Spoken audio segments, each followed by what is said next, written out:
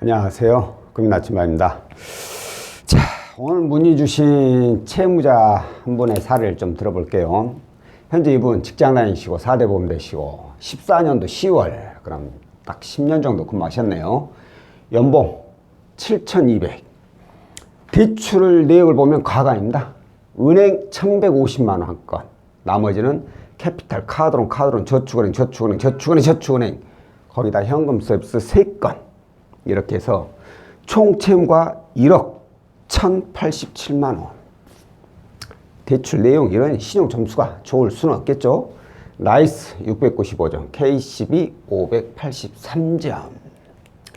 이분이 문의 주신 내용은 통대안이었습니다. 딱 봐도 그렇죠. 이거 저금리로 대안하고 싶겠죠. 그런데 이분이 하시는 얘기가 저하고 이미 한 5, 6년 전에 상담을 했었대요. 그래가지고 그 당시에 통대안을 이용을 했다고 합니다. 솔직히 저는 기억이 안 나죠, 이제. 그래서 이분 말씀에 따라서 들어보면 그때 당시에 통대안을 해가지고 은행 2건으로 해서 마무리가 됐다고 해요. 5년 전이면 사실 뭐 통대안 했을 때 은행 2군데 정도는 쉽게 잘 나왔었죠. 그래가지고 많은 분들이 혜택을 많이 봤는데, 근데 그 뒤로 자금이 필요해가지고 이렇게 이금융권을 이용을 했더니만 은행에서 만기 때 연장을 안 해주는 거예요. 아니, 연장은 된 거죠. 그러니까 그 당시에는 은행에서 대출이 나올 때 만기 일시 상환 방식으로 해가지고 많이 나왔어요. 지금은 원리금 균등으로 많이 나오잖아요. 네. 만기 일시는 이자만 납부하는 거고 원리금 균등은 원금하고 이자를 같이 납부하는 방식이잖아요. 근데 대부분 만기 일시가 많이 나오기도 했지만 많은 분들이 또 만기 일시를 많이 원하셨어요. 왜? 자, 이렇게 대출을 가지고 있다고 쳐봐요. 한 달에 납입 금액이 어마어마할 거 아니에요. 그럼 생활이 힘들었던 분들이거든요. 그러면 통대안을 하게 되면 어찌됐든 간에 이자 지출도 줄이고 싶어 하지만 월 납입 금액을 많이 줄이고 싶어 해요. 너무 힘들었거든, 그동안에. 그래서 사실 만기일시는 제일 안 좋은 상품이라고 제가 그랬죠. 원금이 죽을 때까지 안 까지는 거예요. 이자만 납부하는 거죠. 근데 만기일시가 말 그대로 만기가 되면 연장이 되어야 되는데 만기가 되기 전에 이렇게 이금융권을 이용하게 되면 부채도 늘어나지만 신용점수도 하락을 하게 되잖아요. 그럼 만기 때 금융사에서 고객님은 신용점수가 낮아졌고 부채가 늘어났기 때문에 전액 다 상환하세요 라고 하는 금융사도 있고, 그 외에 대부분은 원금의 10에서 20% 아니면 20에서 30% 상환하세요. 그럼 나머지 연장해 드릴게요. 이런 식으로 부분 중도 상환을 유도를 합니다. 그러다 보니까 이분이 그런 돈이 어디가 있겠어요? 그 돈 갚으려고 또 이금융권에서 받고 그 부분 중도 상환하고 또 만기 때 되니까 돈이 없으니까 또 이금융권 받고 은행 거 또 상환하고, 그러니까 한마디로 고금리 대출을 받아서 저금리 걸 상환하는 이런 말도 안 되는 그런 상황이 벌어지는 거예요. 근데 어쩔 수 없죠. 채무자 입장에서는 돈이 없는데 어떻게.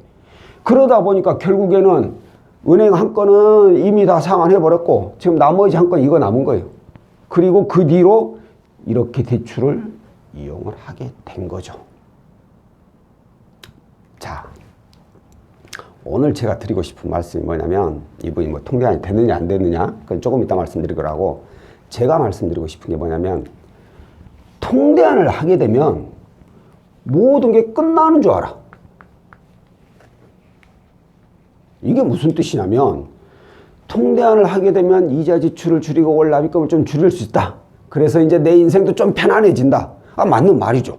맞는 말이죠. 이자 지출 많이 줄어들고 그 상황에 따라서 납입금액도 차이가 많이 날 수 있으니까. 그런데 제가 항상 드리는 말씀이 뭐였죠? 통대안을 했다고 해서 소비가 늘어나 버리면 이건 말짱 도루묵이라겠어요. 이게 무슨 뜻이냐면, 통대안을 했다고 해서 빚이 없어지는 게 아니라는 거예요. 빚은, 아닌 말로 이 빚은 더 늘어나요. 더 늘어나. 통대안을 하기 전보다.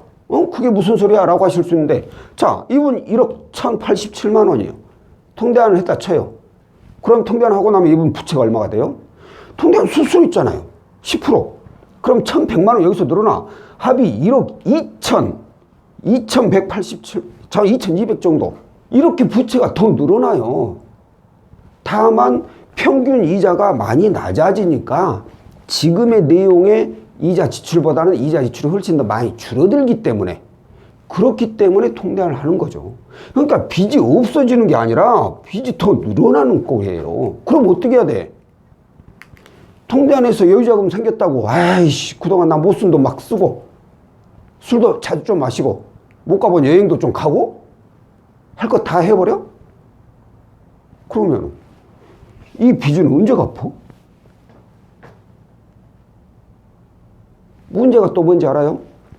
지금은 은행에서 원리금 균등으로 많이 나온다고 했잖아요. 그래서 원금하고 같이 이자를 내다 보니까 결국 만기가 되면 모든 빚은 다 상환하고 끝나게 돼요. 없어져요.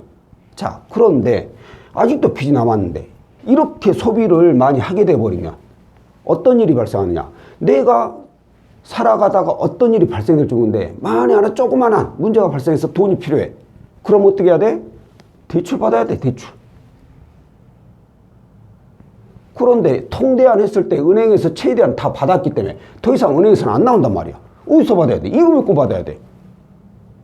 이금 있고 이자 높은 거 받아야 돼요. 그러면 기존에 있는 은행도 갚아야 되지만 이금을 내가 또 대출 받았어. 이것도 갚아야 돼. 그러면 지금까지 쓰던 방식이 이제 또 줄어들게 되죠. 근데 납입금이 많아졌으니까 소비를 줄여야겠다. 이렇게 생각하면 그나마 다행이에요. 근데 이 소비는 또 그대로 하는 거예요. 또 똑같이 쓰던 대로 쓰고 이거 메꿔 나가니 또 힘들지. 근데 또 뭔 일이 생겨? 그럼 또 받아야 돼. 이거 또 이자 높은 거. 결국은 도루묵이 이렇게 돼버리는 거예요. 통대안을 해가지고 다시 빚이 늘어나가지고 문의 주신 분들이 많아요.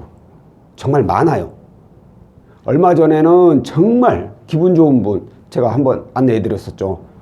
5년이 지났는데 저한테 연락이 주신 거예요. 저 때문에 빚을 벗어나서 빚을 보게 됐다고? 너무 멋진 말씀 하시는데 헷갈리네. 제가 모든 빚을 다 갚았대요. 그 기쁨에 저희 사무실로 치킨을 6마리나 쏘신 분이, 우리 직원들 그날 치킨 파티했어. 이렇게 정말 노력해가지고 이 빚을 다 없앤 분도 계시지만 반면에 이 반대로 이렇게 다시 대출을 받아가지고 다시 빚이 어마어마하게 늘어나신 분들도 엄청납니다.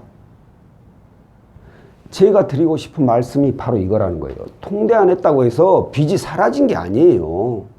여유자금이 생겼다고 해서 소비를 늘리라는 게 아니라는 거죠. 그 여유자금으로 조금이라도 더 빨리 빚을 갚아나가라는 거예요.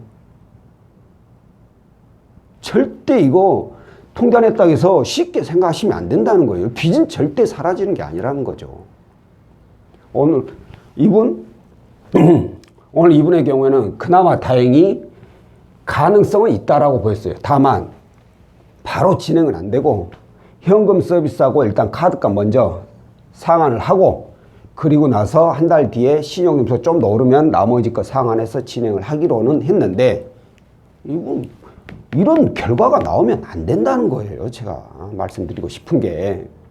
근데 이런 분들이 생각보다 많이 계신다는 거예요. 그러니까 오늘 이 영상 보신 분들, 특히나 통대안을 하신 분이나 아니면 하고자 하시는 분, 절대로 통대안은 끝이 아니라는 거예요. 이제 시작이라는 거예요.